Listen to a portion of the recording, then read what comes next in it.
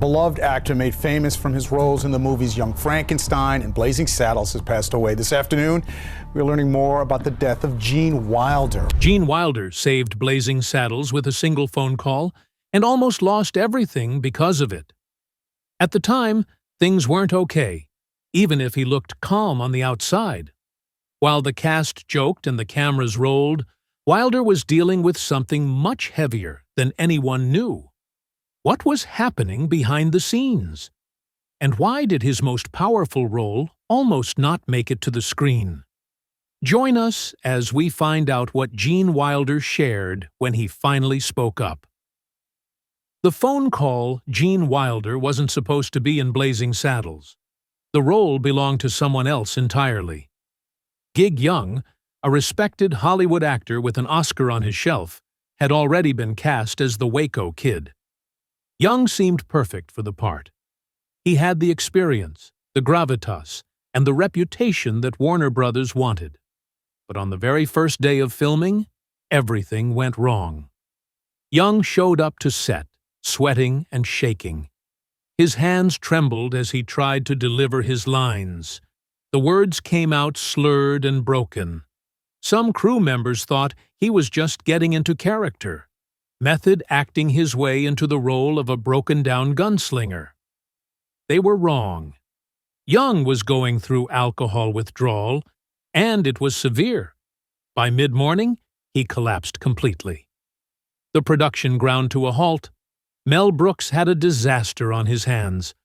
The studio was breathing down his neck.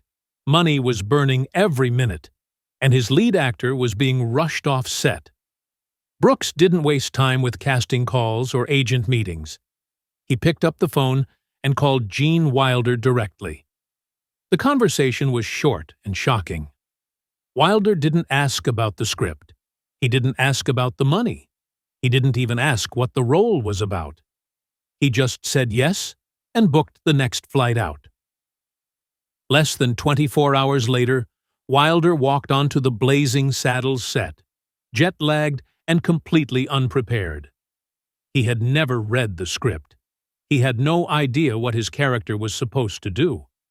Most actors would have panicked, but Wilder did something that changed everything. He made a decision that went against every rule of comedy at the time. While everyone else in the movie was loud, wild, and over the top, Wilder chose to play the Waco Kid completely straight. No funny faces, no exaggerated gestures, no desperate attempts to get laughs. He delivered every line with deadpan seriousness. This wasn't an accident. Wilder told Brooks right from the start that he wouldn't play the character for laughs. In a film full of screaming, slapstick, and chaos, he insisted on staying calm and controlled. The decision seemed crazy. Comedy was supposed to be big and loud. Actors were supposed to fight for every laugh. But Wilder's approach worked like magic. His stillness made everyone else's madness funnier. His quiet delivery gave the wild jokes around him space to breathe. When Harvey Korman was chewing scenery and the townspeople were acting like complete idiots, Wilder stood in the middle of it all like the eye of a hurricane. The famous jail cell scene where he first appears became legendary because of this choice. Wilder lay on his bunk, barely moving, delivering lines with perfect timing but zero effort. The humor came from the contrast. While the world around him spun out of control, the Waco Kid remained eerily calm. What started as an emergency replacement became one of the most memorable performances in comedy history. Wilder's gamble on playing it straight didn't just save the movie. It transformed it into something completely different from what anyone expected. Did Wilder's last-minute casting cover up Hollywood's biggest missed opportunity of the decade? Hollywood conspiracy.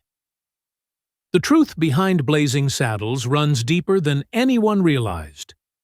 Gene Wilder wasn't the only emergency replacement on set. The entire film was supposed to look completely different, and the studio made sure nobody would ever know.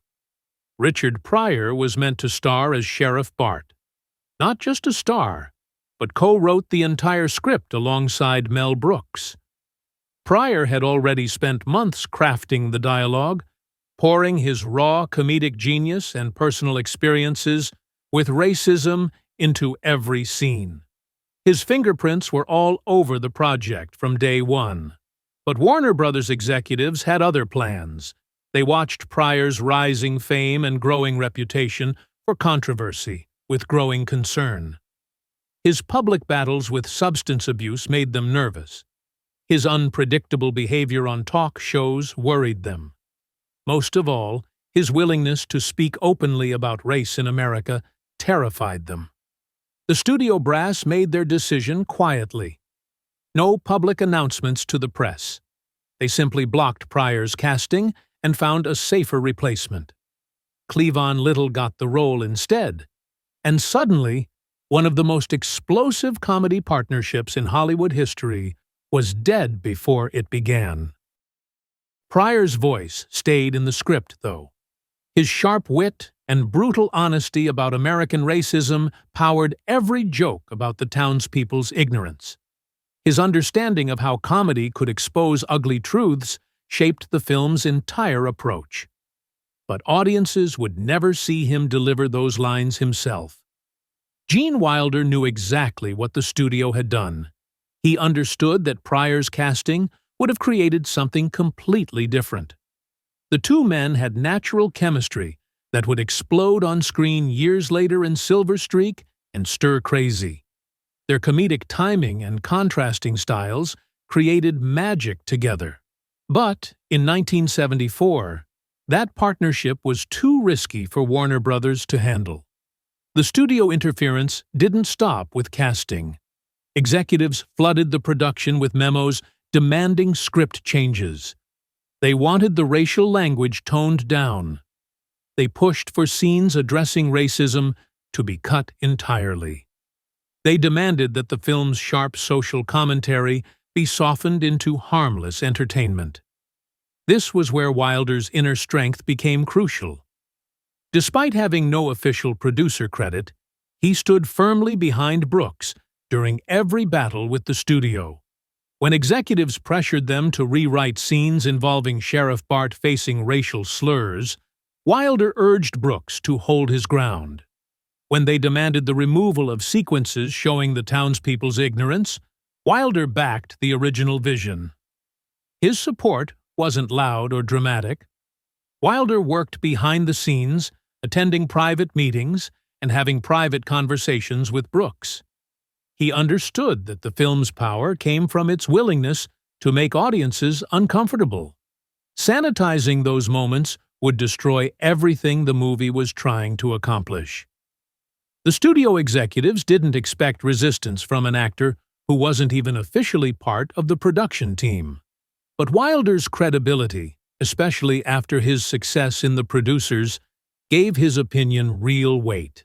When he spoke up for the film's integrity, people listened. Without Wilder's rebellion against studio interference, Blazing Saddles might have become just another toothless comedy. Instead, it remained the sharp, uncompromising satire that Brooks and Pryor had originally envisioned. The conspiracy worked. Audiences never learned how close they came to seeing a completely different film. While the studio fought to control the film's message, they had no idea about the personal battle raging inside their introverted star. What was Gene Wilder hiding behind that famous calm? The broken man behind the genius. The trembling hands weren't just for show. When Gene Wilder played the Waco Kid's nervous shaking and detached behavior, he was drawing from something much deeper than acting technique. The character's alcoholism and withdrawal weren't just plot devices to him. They were windows into real pain that Wilder understood better than anyone realized. Wilder had spent years watching his mother struggle with mental illness. Her unpredictable episodes and emotional breakdowns had shaped his childhood in ways that would follow him throughout his career. The sadness he brought to the Waco Kid came from a place of genuine understanding about what it meant to watch someone you love fall apart. On set, While everyone else was caught up in the chaos of filming, Wilder became the unexpected anchor. Cast and crew members noticed how he never raised his voice or demanded attention, but somehow his presence kept everyone grounded. When tensions ran high between Brooks and the studio executives, Wilder would step in with calm suggestions that somehow diffused the situation. His approach to helping other actors was subtle but powerful. Between takes, he would privately share small adjustments about timing or delivery. Not in a teaching way, but like someone passing along helpful secrets. Younger actors on set later said his guidance changed how they approached their performances, even though he never made a big deal about it. The weight of holding everything together was taking its toll, though. Wilder was dealing with his demons while trying to keep the production stable. His struggles with anxiety and depression weren't widely known at the time, but they were always there, just beneath the surface of his composed exterior. Those closest to the production started noticing signs. Wilder would sometimes disappear for long stretches between scenes, walking alone around the set or sitting quietly in his trailer. The pressure of supporting everyone else while battling his internal storms was exhausting work. His performance as the Waco Kid became a kind of therapy. The character's haunted eyes and weary delivery weren't just acting choices. They were expressions of genuine fatigue and emotional weight that Wilder carried in his real life. When he delivered lines about being burned out and losing his nerve, audiences heard comedy. But there was truth in those words that went much deeper. The most telling moments came during the quieter scenes that eventually got cut from the film. Crew members described longer sequences where Wilder explored the kid's backstory with raw emotional honesty. These weren't comedic moments. They were genuine dramatic performances that revealed the broken man behind the gunslinger's reputation. Studio executives ultimately decided those scenes slowed down the film's pace too much. They wanted laughs, not introspection. But the people who witnessed Wilder's deeper work on set never forgot it. His ability to find real human pain inside a comedy character showed a level of emotional intelligence that was rare in Hollywood. While audiences laughed at the Waco Kid's dry delivery and perfect timing, they were also responding to something authentic. Wilder's struggles gave the character a foundation of real sadness that made the humor more powerful. His pain became the film's secret weapon, adding depth that elevated the entire production. The broken man behind the genius was holding everyone together, even as he fought his own battles in silence. But even as Wilder fought his private battles, something extraordinary was happening on camera that nobody could control. How do you direct genius when it breaks everyone around it? When genius couldn't be contained. The first sign of trouble came during a simple dialogue scene. Gene Wilder delivered one of his trademark deadpan lines with perfect timing, and suddenly the entire crew erupted in laughter. Not polite chuckles or professional approval. Real, uncontrollable laughter that ruined the take completely. This wasn't supposed to happen. Professional film crews are trained to stay silent during filming. Camera operators, sound technicians, and lighting assistants know how to keep their reactions in check. But Wilder's delivery was so unexpectedly funny that people couldn't help themselves. The problem got worse as filming continued. Scene after scene had to be reshot because someone behind the camera would break character. Even Mel Brooks, the director himself, had to be removed from the set multiple times. His laughter was so loud it was bleeding into the audio tracks, making the footage unusable. The famous line about farmers being the common clay of the New West became a production nightmare. Wilder's timing was so perfect and his delivery so dry that it caught everyone off guard. The punchline landed differently every time he said it, But the crew's reaction was always the same: complete breakdown. What made this even more remarkable was how Wilder was breaking every rule of comedy at the time. Hollywood comedians in the 1970s were loud, physical, and obvious. They used big gestures, exaggerated facial expressions, and over-the-top delivery to get laughs. The industry believed that comedy had to be aggressive to work. Wilder did the opposite. He barely moved. His voice stayed calm and controlled. His facial expressions remained neutral. He delivered punchlines like he was reading grocery lists. By every standard of the time, his approach should have fallen flat. Instead, it was revolutionary. His stillness made the chaos around him funnier. His quiet delivery gave the wild jokes space to breathe. When Harvey Korman was chewing scenery and the townspeople were acting like complete idiots, Wilder's calm presence made their madness even more absurd. The studio executives didn't understand what they were seeing. They watched daily footage of crew members laughing uncontrollably and wondered if they had a problem on their hands. Some suggested that Wilder needed to be more animated and more traditionally funny. They wanted him to match the energy of the other actors. Brooks refused to change Wilder's approach. He understood that the contrast was what made everything work. The Waco Kid's stillness was the eye of the storm that held the entire film together. Without that calm center, the movie would have spun out of control. The crew eventually developed strategies to deal with Wilder's scenes. They would warn newcomers about his delivery style. They would position the most experienced professionals near the cameras. Some scenes were shot with skeleton crews to minimize the chances of someone breaking down. But even with precautions, Wilder's genius kept breaking through. His ability to find unexpected humor in the smallest moments was unlike anything Hollywood had seen. He was creating a new style of comedy performance that would influence actors for decades to come. The scenes that made it into the final film were the ones where everyone managed to keep it together. But the outtakes told a different story.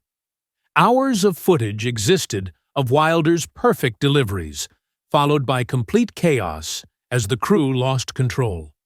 His genius couldn't be contained, and that became the film's secret weapon.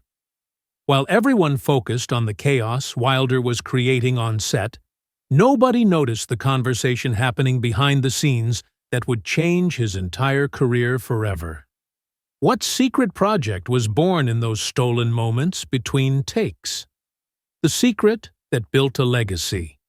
The idea started as a throwaway comment during lunch break.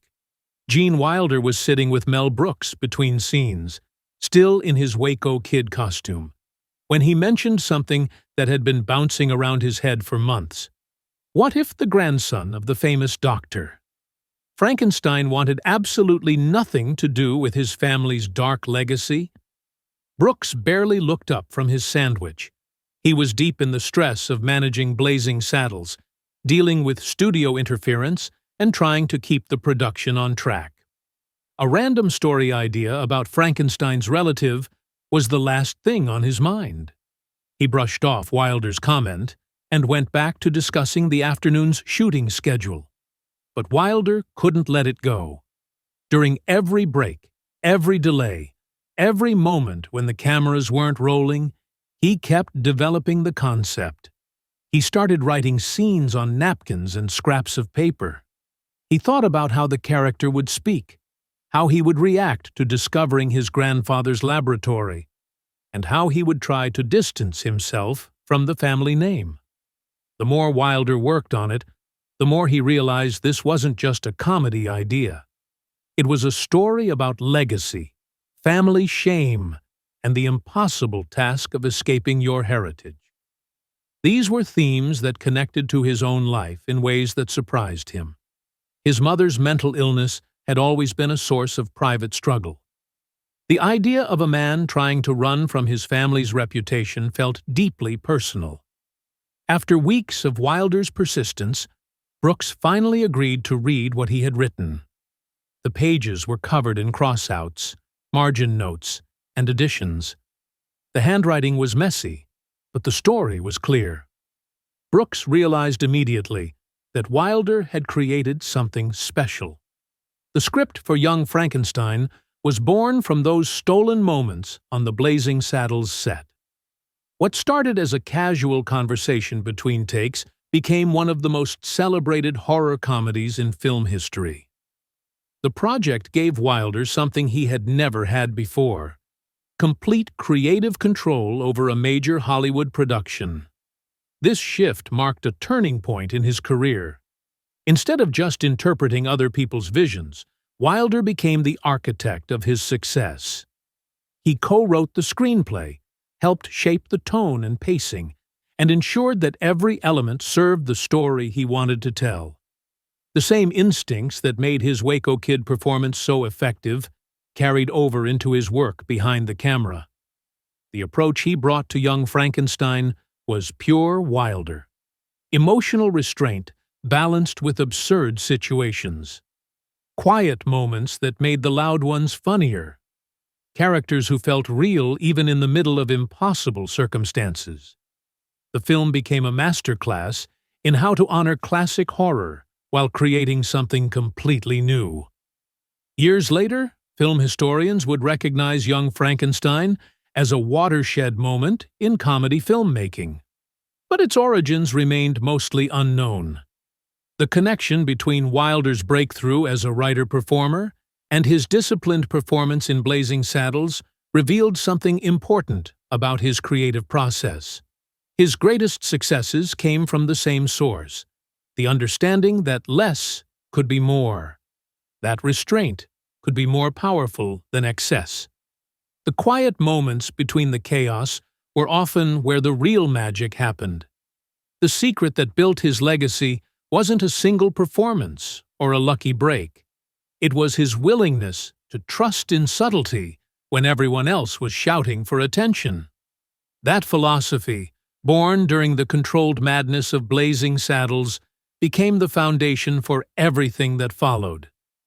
The legacy of restraint started with a lunch conversation and ended up changing comedy forever.